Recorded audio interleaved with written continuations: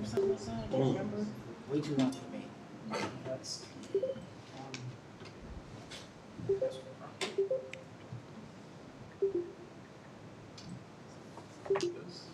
No, no. one's for phone, one's for something. That did it, evidently.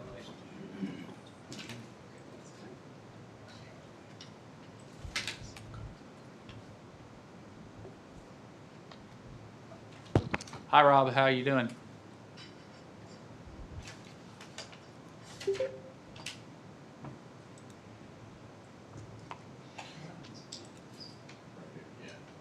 This conference will now be recorded. I think you're good. Okay. I don't hear echo, so let's go with that. I'm good.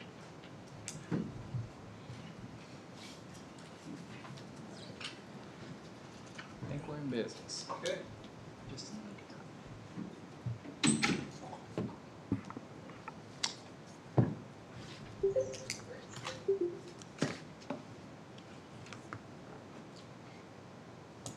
Hey, Rob, can you hear us okay? Just want to do a sound check, make sure everything's good on your end. Oh, you're muted. Oh, I can hear you fine. Yep, sounds good.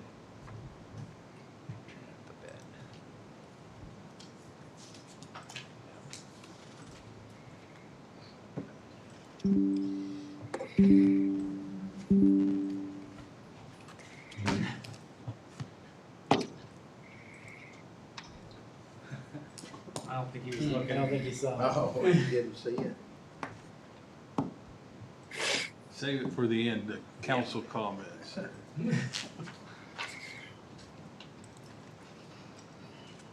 All right, yes, sir.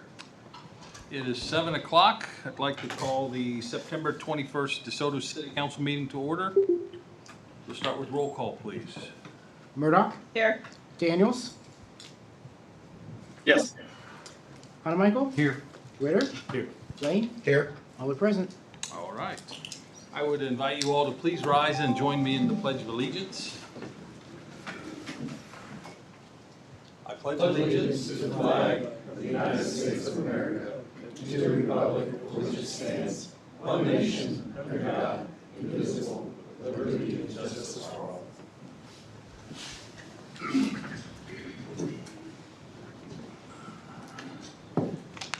Our first item tonight is our consent agenda. Tonight, on the consent agenda, we have approval of the minutes from our September 7th City Council meeting, approval of pay ordinance number 957, and approve amended task order with HDR for Wellfield engineering work. Is there any item anyone would wish to remove from the consent agenda for further consideration? Motion to approve? I'll make a motion, we approve the consent agenda. I'll second that. All right, we have a motion and a second. Any discussion? Roll call, please. Ritter, Yes. Lane, Yes. Murdoch, Yes. Michael, Yes. Daniels. Yes. Motion carries. All right. Item 2 is call to public. Members of the public are welcome to use this time to comment about any matter relating to city business not listed on tonight's agenda. The comments that are discussed under call to public may or may not be acted on by the council during this meeting. There is a 4-minute time limit. Does anyone wish to address the council under call to public? Please step to the podium and state your name and address.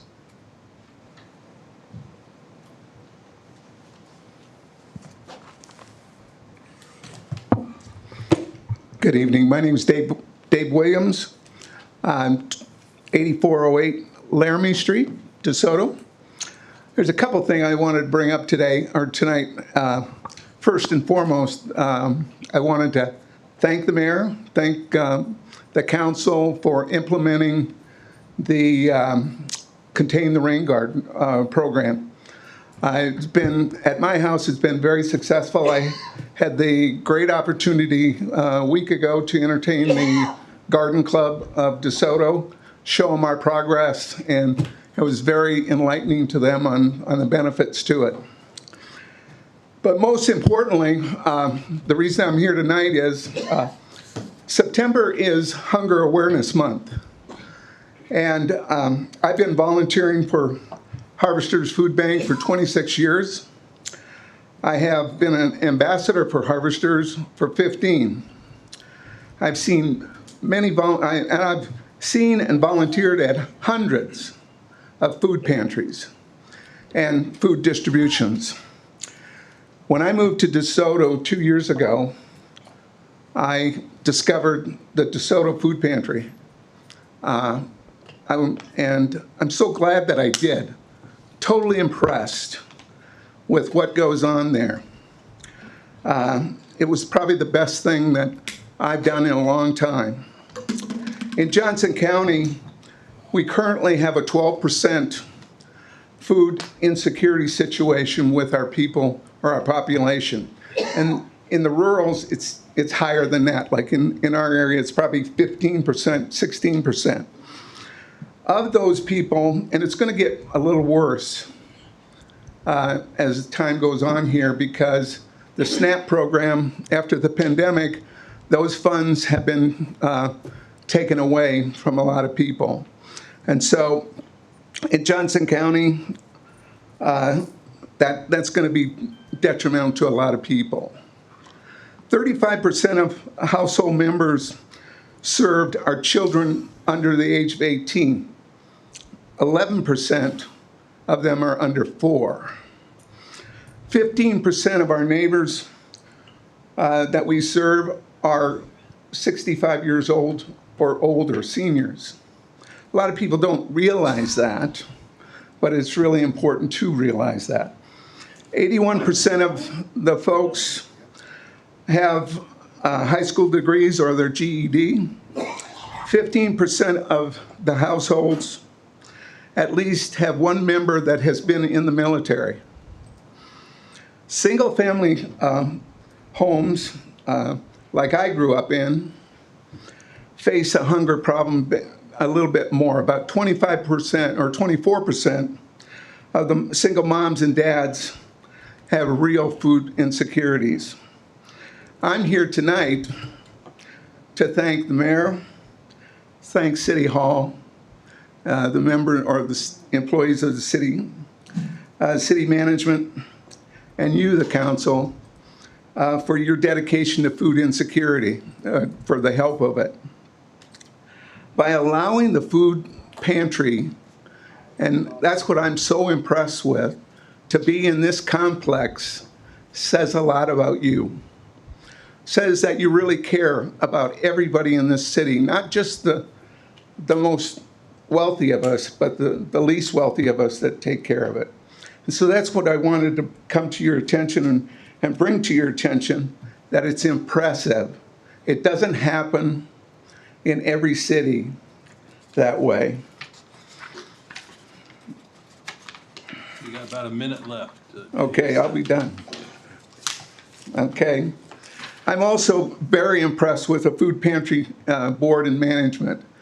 I just can't believe all the food that comes in and comes out. And while I volunteered, there's people coming in with, this week, 2 bags of potatoes because they saw it at Price Chopper. It was on sale, so they picked up 2 to distribute among the people. That just shows the heart that you guys have put into this city. I'm hoping, my hope is that the battery plant in the near future will help employ some of these people in need and bring them out of that food insecurity, position. So again, thank you for your dedication to it, and also having the big sign on the building. It means a lot. Thank you. Thank you. Anyone else under call to public? Seeing none, we will move on in our agenda. Item 3 is old business. We do not have any tonight, so we'll go to item 4A, receive presentation from Evergy.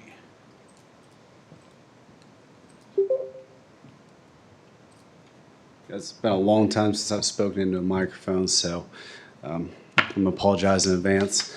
Introduce myself, I'm Cale Lovelace with Evergy. I'm a project manager for large transmission substation construction projects. My job is to kind of work with our transmission planning group and develop scopes for projects, develop timelines, schedules, budgets, and work with our engineers and our construction groups to execute those projects. I'm here to give you guys a quick update on the Panasonic projects in the area. It's no, big surprise. Panasonic's bringing a very large facility. It's going to take a pretty large load, and we've worked with our groups, worked with Panasonic to figure out what we need to meet their demand. Brandon, you're in. Okay. So just a quick general slide. We've got about 1.7 million customers. That goes from St. Joe all the way down to Wichita, Hutchinson, Salina. We really challenge with building new infrastructure for us. Really have to balance sustainability, affordability, and reliability. And those three things don't always balance perfectly. Sustainability is kind of the new thing. It's new in the last 15, 20 years. It's caused us to change the way we do things a lot. Reliability and affordability kind of inversely work together. But we've got to do the very best that we can to work with our inside groups and outside groups, communities to come up with the right balance in between those three. Go for the next one. So quick rundown. You guys probably have a pretty good understanding of how this works, but I'm going to give a 1-minute summary of how we get electricity to you guys. So we generate electricity to power plant. It leaves the power plant on transmission voltage lines. Those are usually from the power plant, they're higher voltages, but transmission lines are 69 kV and above, kilovolts, 69,000 volts. In between, along these transmission lines, we have substations. And the substations are either going to step down power to other transmission levels, provides protections for the lines so that we don't trip out a 50-mile line. We may trip out 2 25-mile section lines, or pretty much increases our redundancy in areas. Substations also step down power to a lower voltage. Going through your neighborhoods, you guys have probably 12 kV distribution lines here in town is what I believe. Most of our substations, or pretty much all of our existing substations around DeSoto right now, step down power from 115,000 volts to 12,000 volts.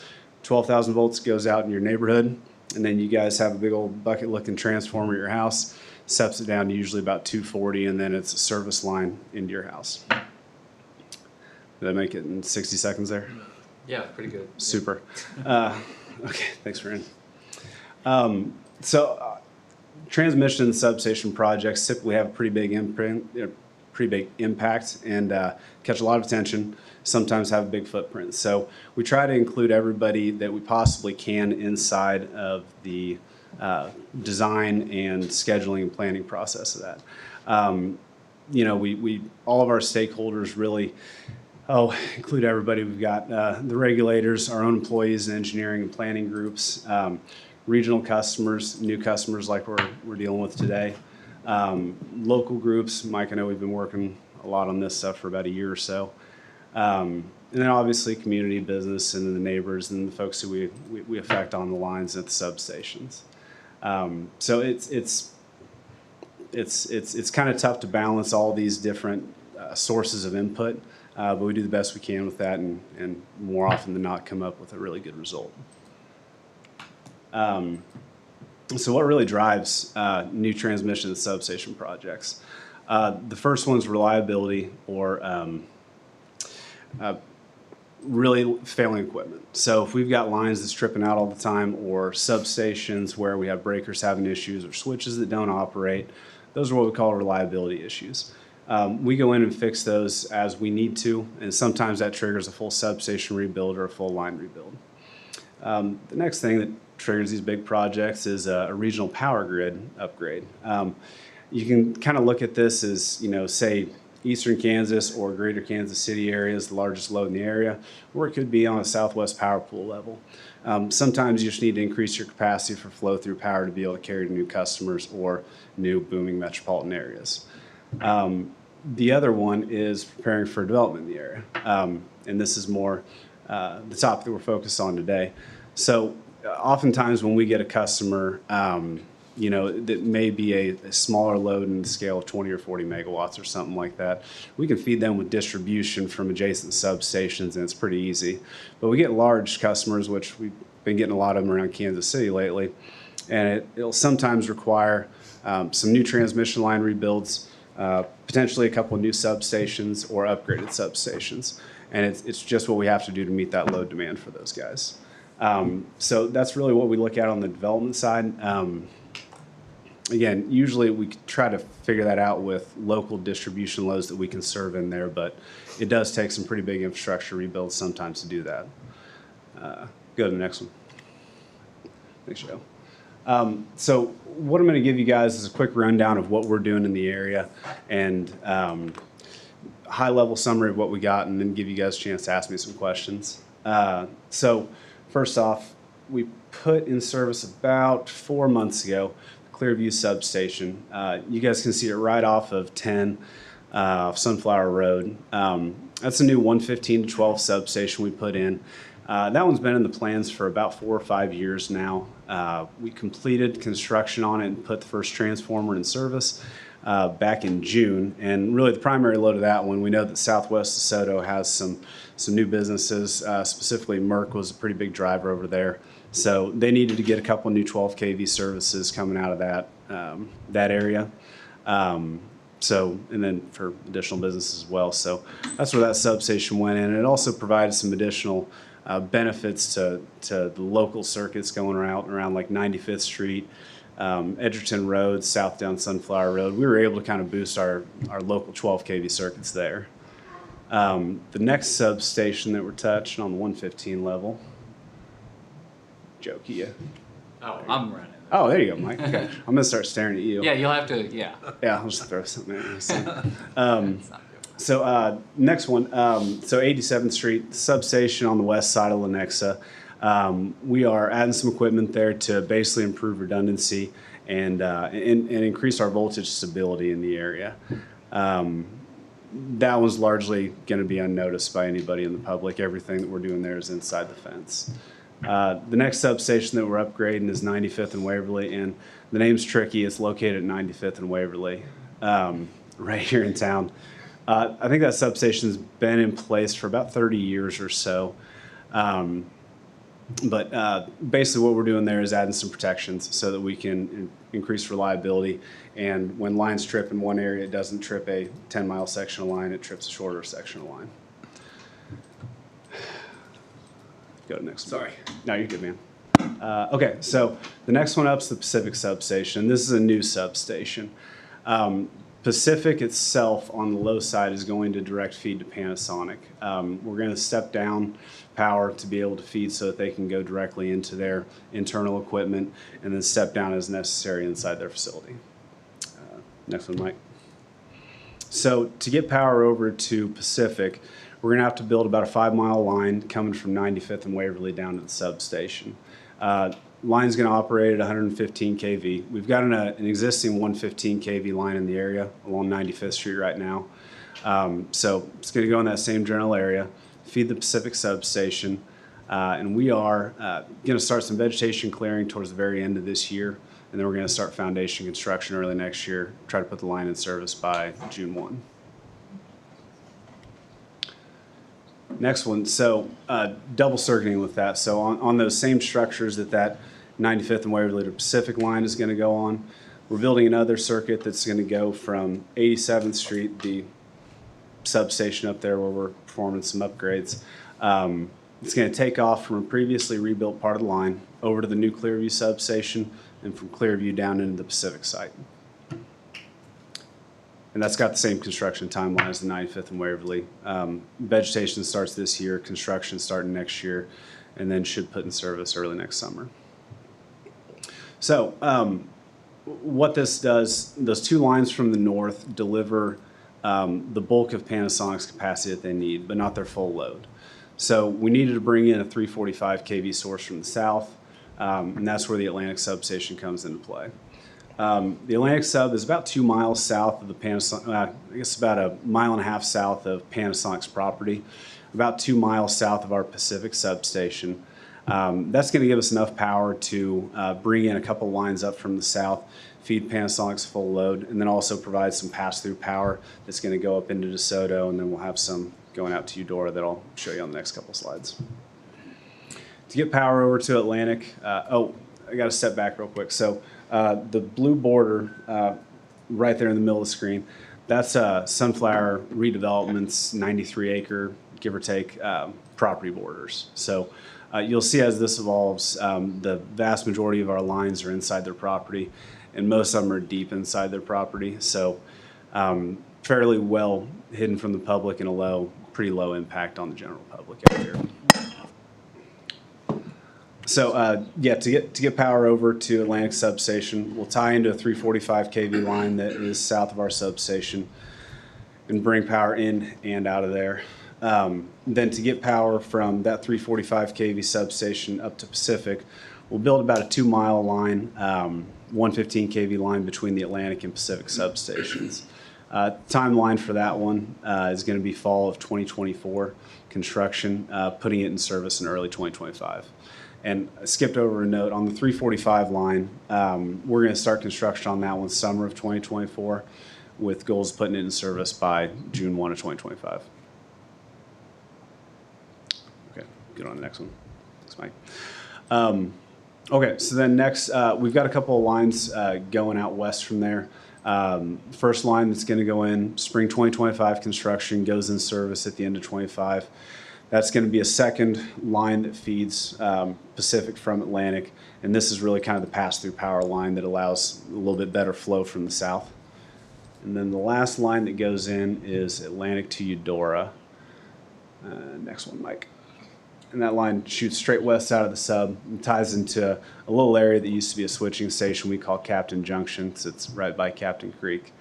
So ultimately, once this rebuild happens and once we complete everything, it kind of reconfigures our circuits in the area. But from our long-term planner's perspective, and these guys are way smarter than I am, it provides us a lot more reliability and a lot more pass-through power. Right now, in general, I think you guys' load comes from Lawrence, and the line's got a pretty low ampacity over there. This gives us a good, strong source from the south. Reliable for Panasonic, reliable for DeSoto, reliable for Eudora. It's got a lot of benefits in the area. And it also helps out a lot. It provides some regional stability, that voltage stability that kind of goes in with that. Timeline for this last line going west is going to be spring of 25, and we'll put it in service by the end of 2025. So I think there's one more slide after this for a visual. So in the end, taking away the Sunflower property borders, we kind of reconfigure our circuits in the area, and I got a step ahead of myself there earlier.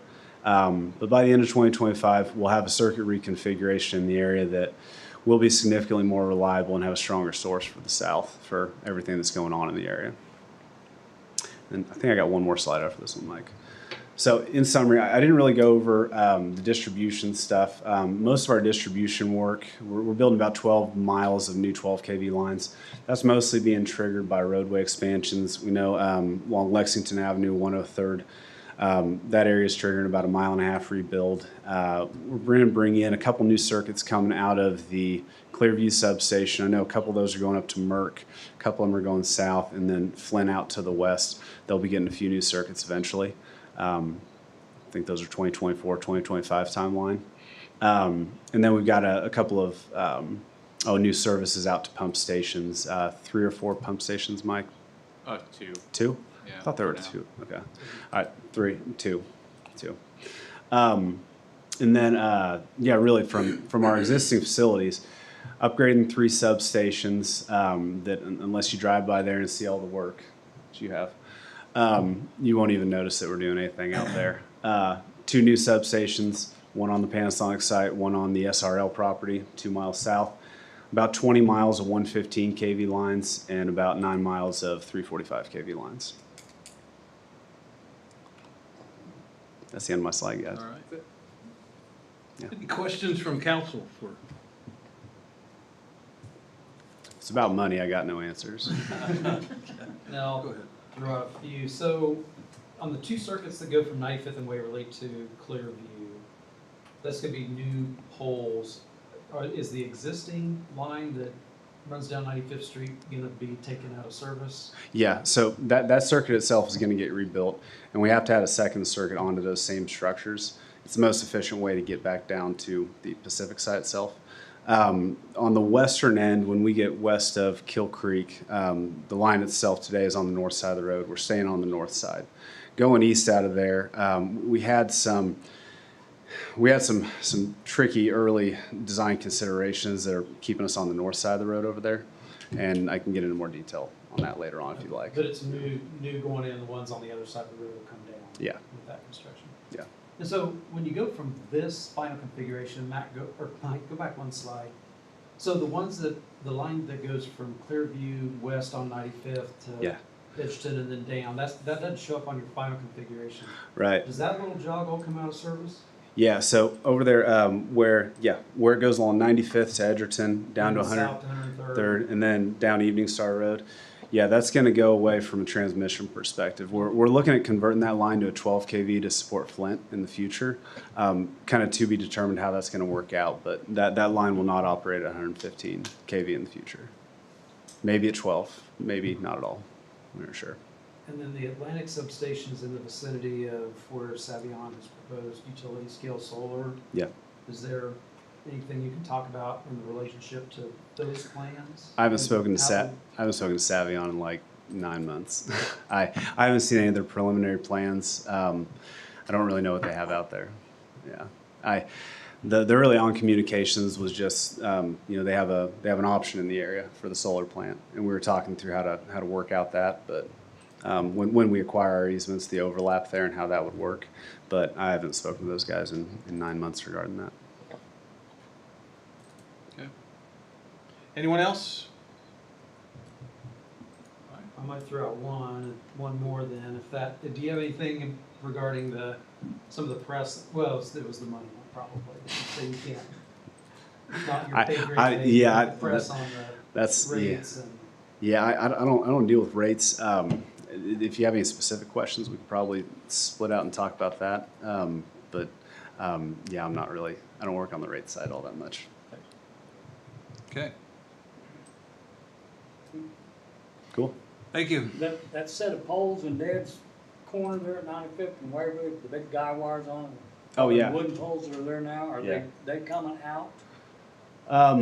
Let's see. I'm tired of mowing one of them guy wires. Just burn them. No, don't do that. No, let's see. So I'm trying to remember. I think there are a couple sets of guide poles there. There's an H-frame structure that's got a cross arm on it. Yeah, right by that gate in Dad's east pasture there. We gotta maintain one line. We gotta maintain one line over there. Let me get you my And information. the line currently going east and west on the north side of 95th Street in front of his house, is it gonna stay there or is it gonna go away? So that's your dad's house. That's distribution. I can't remember. I have to talk to the engineers and see. But The line on the south, line on the north, now you're gonna put another one there. Wondering if we're Well, just yeah. gonna keep planting them all the way across the pasture. Oh, if you want. Yeah. No. Yeah, I tried to get you to give me free electricity for life. Now, the transmission line on the south, when it gets moved to the north, it'll get wrecked out. The distribution line that's on the north side of the road, I gotta get with our engineers and see what we're doing with that. Couldn't tell you off the top of my head. You know, 'cause it's, Yeah. you gotta get it down to enough, small enough juice to feed him, Right, but, right. you know, so the big power lines is too big. Mhm. And we're gonna end up with two lines in front yard. Yeah, I can check and follow up with you. All right. Yeah. Well, thank you. And Yeah. if you have more questions, well, get his card or get him out to your site. I am not giving him my card. No. You can't reinvent this wheel, it's already wrong. All right, thank you guys. Thank you. Thanks anyway.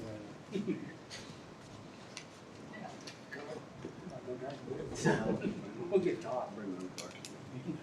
Item B, consider contract amendment number 1 with Garney in the amount of $2,697,683 for the water treatment plant expansion project. Thank you, Mayor, City Council. So as you know, we're under design for the new wastewater treatment plant, no, water treatment plant. It's a CMAR at risk with HDR doing the design and Garnet Construction contractor. So this amendment is to basically purchase the lime silo and clarifier for the new water treatment plant. Because of the lead time it takes to get these components, we did a early selection process and went through a bidding process and a review by city staff, HDR personnel, and Garney to vet out the best vendors for these. The result of that was to have, get down to it, but West Tech was the vendor selected for the clarifier, and I need to go down to see who we, I think I remember all this, but Kimco System was the one selected for the lime silo. So what we're asking for tonight is approval of this amendment to purchase this equipment, and so that it can be here in time for when the contractor is ready. So there's a lot of work the contractor will be doing in prepping for this, and the hopes is that he'll have all his work done at the time that these two suppliers will bring on their equipment for our water treatment plant. Okay. Questions from council?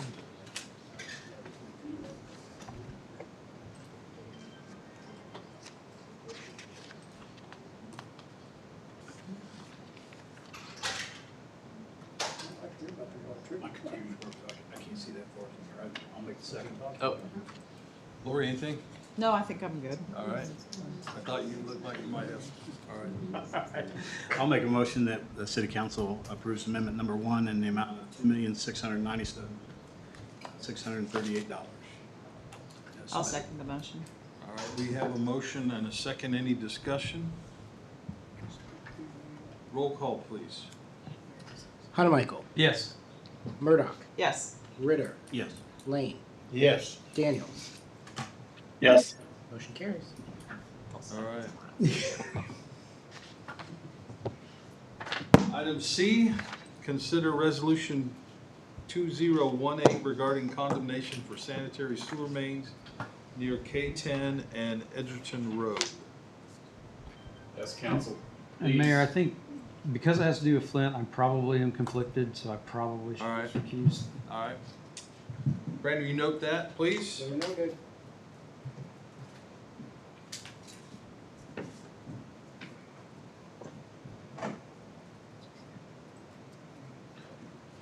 Okay. So both of these resolutions are the first step under the statutory framework for eminent domain. So this essentially is just authorizing the city administrator to have surveys done to start the process.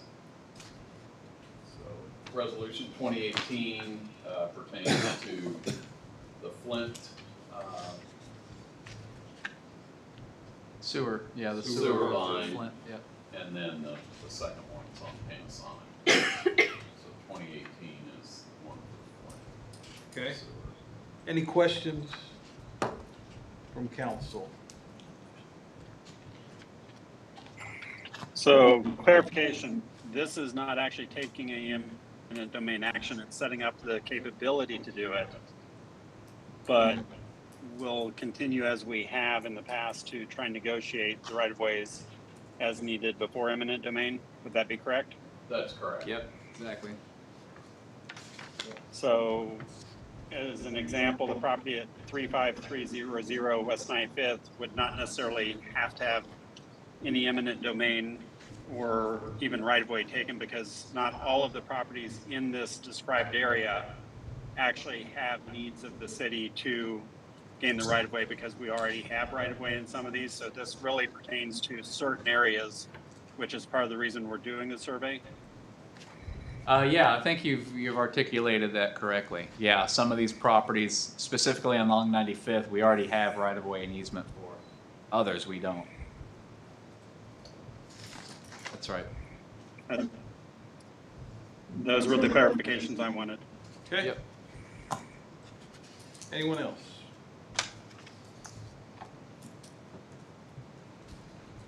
Someone like to make a motion? Yeah, I'll make a motion when we approve resolution number 2018, declaring the necessity and authorizing a survey and description of lands necessary to be condemned for installation, construction, operation, use, maintenance, repair, and replacement of the sanitary sewer main and all things appursuant thereto in the city of DeSoto, Johnson County, Kansas. I'll second that. We have a motion and a second. Any discussion? Roll call, please. Lane, Yes. Daniels, Yes. Murdoch, Yes. Ritter. Yes. Motion carries. Okay. We want to retrieve Kevin for this one.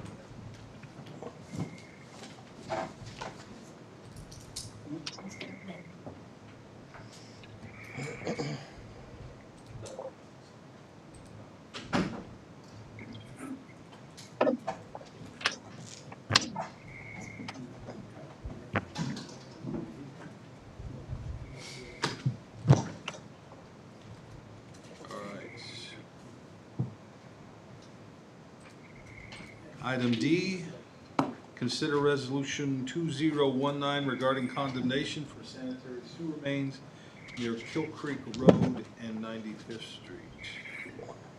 Yes, council, same first step in the statutory process for eminent domain.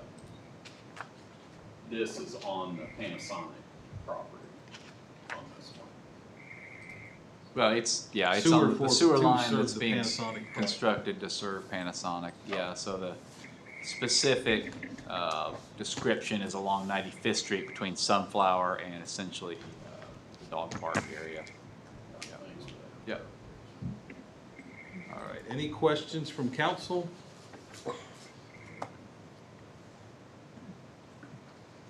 I'll make a One motion. other item. Go ahead.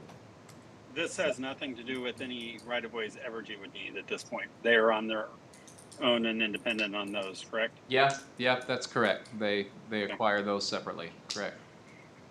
Okay. Go ahead. I'll make a motion we approve resolution number 2019 as. Second. All right, we have a motion and a second. Any discussion? Roll call, please. Lane, Yes. Ritter, Yes. Montemichael, Yes. Murdoch, Yes. Daniels. Yes. Motion carries. All right, item 5, executive session. Do we have anything tonight? No. All right. Item 6, advisory report, city administrator. No report this evening, Mayor. Thank you. City attorney. None for me. All right. City engineer.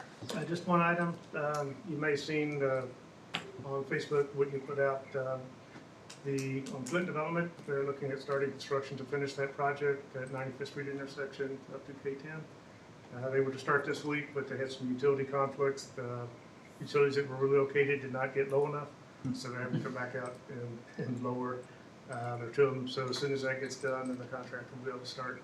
But this is the final piece to complete that construction that allows the potential one-way traffic depending on the traffic from Panasonic. Okay. Assistant city administrator. Just two quick things. One is a housekeeping thing. The next two city council workshops with Shockey Consulting are on October 4th and November 8th from 6 to 8 p.m. I was hoping to spare the council a bunch of emails to notice the meeting. So if you so wish, make a motion to call for special meetings on October 4th and November 8th at the city council chambers for the purpose of a city council workshop. I'll make a motion to have these special meetings on October 4th and November 8th for workshops. Second. All right, we have a motion and a second for special meetings on October 4th and November 8th. All in favor say aye. Aye. All opposed? All right. Aye. Oh. I'm gonna count you as in favor, Rob. I was too fast to move to. And then the other- I said aye. The only other thing I have, Mayor, is the UTV licenses. Those are still on track to be issued October 1st. All right. We'll get the communications out for those in the next week or so. Have we had a kickoff meeting, enforcement meeting with our sheriff partners? Yes, I had a meeting with our liaison last Friday to discuss the enforcement, and they had a nice suggestion that we basically had two series of licenses. The ordinance basically allows for certain vehicles to be operated at night and certain vehicles not to be operated at night based on their lighting equipment. And so we'll have two different series for those vehicles that are allowed to operate after, in between sunset and sunrise, and the vehicles that are not. And then we did discuss some potential traffic issues. The sheriff's office wanted to just get some clarification on 83rd Street. And so they're going to watch that in case there's any issues. But outside of that, they had no real issues. Our new patrol officer, she suggested that we have a uniform placement requirement, that they all be placed in the lower part of the windshield. Is that in effect? Yeah, in the ordinance, I don't quote me on this, but I think it's the lower left quadrant. Patrick, Okay. does that sound right? Yeah. Rear left. Rear left, yes. Rear left. Yeah, rear left, yes. Are these reflective? Yes, both the ones that are going to be allowed at night and the ones that are not, or both have reflective lining on them. I have them here at City Hall if anyone would like to look at them. They came in this morning, so. Okay. All right, anything else? Nope, that's it. All right, thank you. Council comments. Rob, I'll let you go since you're online there. Nothing tonight. All right. Danny, Nothing. you want to flash your sign? Oh, just, this for Rob, there, it's, and wishing you the best and good luck there, so. That's Thank all you. I had, Mayor, go ahead, thank you, sir. Kevin? I received one call from a resident asking about when the barricades would be picked up. I think they might have been today. Okay. From Lori? the parade. Actually, I have a few items I'd just like to bring up. Not unusual, but thinking cap is on for, the first one, now that you said the barricades, made me think of something that, the city might consider doing. We do a lot of events where we're closing off the downtown. And have we thought about doing the ones where you just have the poles that you just can put in and out of the hole in the ground? The bollards? Yeah. What? The bollards? Yeah, and just having those on either side, on 83rd Street between, what is that, Wea and Shawnee, yeah. Just seems like it'd be a lot easier to go pop those up with one person doing it than dragging the big barricades all the time. We're just in Garden City, and they have an area of their downtown that they do Friday night food trucks every Friday night. And so they just pop those up, the food trucks can get in them, and it really works kind of handy. They had them in New Orleans too, remember Yeah, some of the streets yeah. down there? They would. And it just looks nicer, it seems like it would just be easier for people to walk in and out through it and stuff, so that was one idea that I had recently, one of my brainstorms. But, the other one that I'm gonna bring up again, I've brought it up many a times, usually when we've had strategic planning sessions, but probably not always a lot of staff to do this, and hopefully we're growing, is farmer's market. I really would like us to really consider finding a way to bring farmer's market through the city into DeSoto. I think we have plenty of parking lots that we could hold such an event. I think we have vendors around here, even if it starts small and grows. So I really would like to see us kind of work on that for 2024. And, it takes a lot of planning and preparing and learning, I'm sure. But I think it would be a big advantage. Just like Mr. Williams says, at the pantry, we have a lot of people that donate to the pantry. A lot of those people would probably like to sell their goods too if they could, and then, still would be donating a lot of things to the pantry. So the third thing, this one I actually talked to Brandon a little bit about one morning.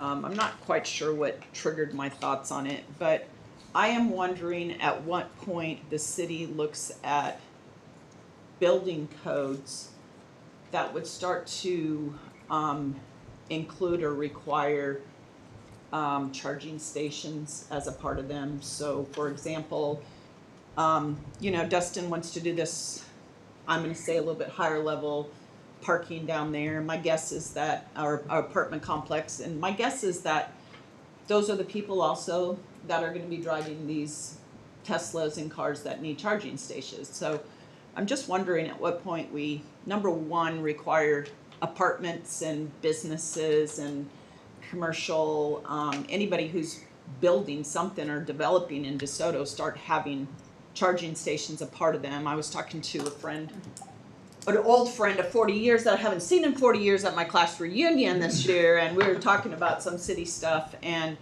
he's like, yeah, we're a developer, we wouldn't even think about not having charging stations as part of any of our apartment complexes. They're down in Phoenix, Arizona. So I think we need to get on the lead on that, which also then, I don't know the answer to this because I don't have an electric car or anything near it, but what about houses, and at what point do developers start, or, you know, people start putting in their houses, maybe not something that we have to require, but maybe this is a way to kind of, maybe there's ways that we can find if there's grants or incentives or something out there for people that's starting to put them even in their houses, they're developing, building houses. You would think that these would be things that we'd start thinking about. So I kind of quickly looked, you know, the Google thing, and found that there are some cities that are starting to put codes into place and stuff. So I just think it's time that maybe we start, since we want to kind of be a part of this sustainability, energy efficient type community, that, you know, we might want to start working on this for our own planning, and of course, you know, even on city property, you know, see what we can do with that. And that'll be it. Thank you. Everett, you left, but they were supposed to get us a charging station on here at City Hall. Well, When they were West Star, If right? you'd like, we can give them a email, and actually, I think there might be someone who might have a connection to that, so maybe we can get that done. Oh, it's funny that. I would have suggested that you discuss that with the energy partner. Yeah. We have a lot of solutions. Yeah, yeah. I need to And the power reinitiate. needed for those transformers and things that would be understood for some of the organizations. It would be a great resource. Probably what's, Cameron and I had a conversation about required charging at multifamily Yeah. today. Me So, too. so maybe Brandon, I don't know if he Maybe got Brandon it gave them circled my around idea. from Yeah. Brandon. Maybe Cameron heard I- it. Or back it and grew organically, I'm not sure, but we had a lengthy Like- conversation. I think Cameron was out, because this was what, last Friday we had a conversation? I think I talked to Dale about it, maybe Dale roundabout went through there. Yeah, Yeah. all right, all good ideas. That'll be it for me. Kevin? No, I like your thought on that, and I am hearing more of that around the building trades or AI and that kind of thing, where it is starting to show up. I don't know if anybody in Kansas City is doing it yet, but I know it's getting some traction, if you will, particularly in multifamily. Multifamily, because if you don't have, you're gonna string a extension cord from your apartment or do something, right? I mean, Yeah, when you need power to get somewhere. yeah. I would think there'd be grants out there to help with stuff like that. So I just flew back from Denver today and parked in what used to be C lot, because they made Economy one gigantic economy lot now, and every one of the charging stations in what was the old C lot was occupied. So it's getting some traction, but I have nothing else. All right. Nothing from me tonight. Well, one thing. And I'm gonna write him a note to congratulate him, but I did notice that we had a DeSoto High School student that was a National Merit semifinalist, and I would like to congratulate Carson Miller for being a National Merit semifinalist. I mean, it's quite an honor, and it, you know, when DeSoto's mentioned with someone that as a National Merit semifinalist, it just brings, you know, prestige to our community, and it's a good thing. So, congratulations, Carson. And that's all I got. I'll make a motion, we adjourn. Second. All right. All in favor, say aye. Aye. Aye. All opposed? All right, we're adjourned. Good luck, Rob. Good luck. Thank you. Thank you. This conference is no longer being recorded. I wasn't gonna ask about that scrape on here. Yeah, I had a little mishap. No, he's no, he does Iron Man, like the ultra marathon stuff. That's where he goes for fun. I mean, yes, sir. A little bit on the beer, but it's still okay. Oh yeah, You're all heel, it's the bike Okay. I will make a note.